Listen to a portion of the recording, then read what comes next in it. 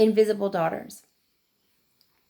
In the latest expression of my soul's confession, this is my soul's attempt in which I hold no contempt, here to only express a fulfilling soul's need to vent, in hopes to only prevent future aggressions, future depressions, future sessions of spiritual recessions.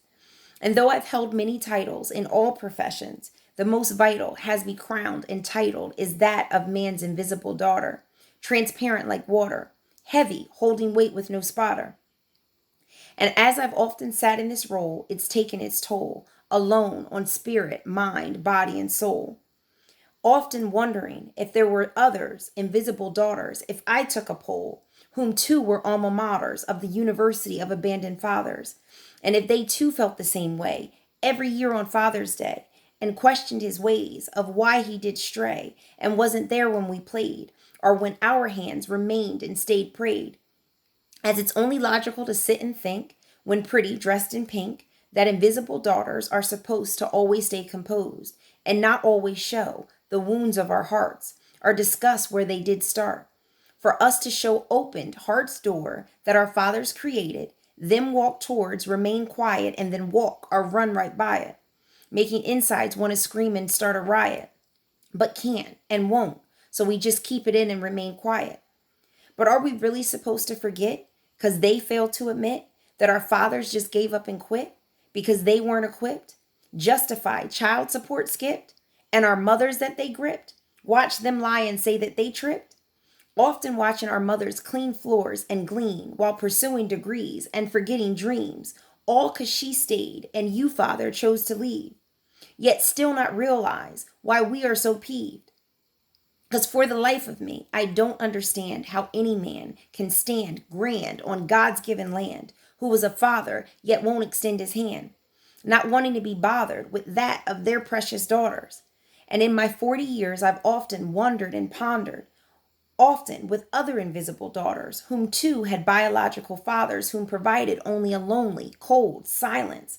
And though not violent, we too agreed that a man's deed of selfishness, silence, and greed plants only in us seeds, forming alliance of that of defiance, and is considered emotional abuse. And for that there is no excuse, and no calling truths, as I speak only my truth. Because I've often tried harder with my insides myself to barter all of our thoughts with all of his forgots. But the silence continues to hit like that of hard rocks, which over times turns to shots.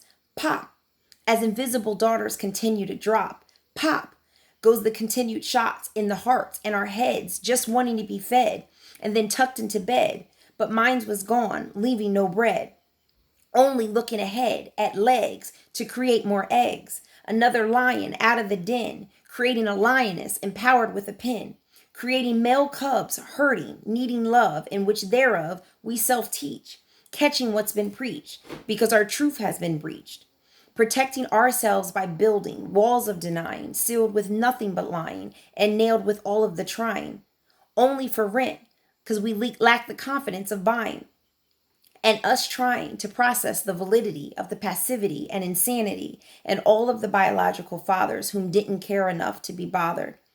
As there is no way to this day to make plain or try to explain what a father's absence can do to an invisible daughter's brain. As me and so many others tried to find ways to cope and try to find ways to hope and ways to distress, yet only suppress, of how to forget and forgive an habitual offense. And since I'm being candid, told I was loved, yet always felt stranded, while playing with the cards that God picked, dealt, and handed. Queen of hearts, yet always felt abandoned. A beautiful black queen, just wanting to be seen, and then freed from emotional PTSD. Begging God, please, while on my knees, asked to receive a word just to get some reprieve. He provided this peace, that though a natural father helped to conceive, it was the heavenly Father whom alone did breathe life. And our heavenly Father whom gave us grace to forgive and instructions to live, releasing all men from their sins, just as he did. And though many feel abandoned, fatherless, and random, our Heavenly Father sees us, and he calls us his children, always to be together in tandem.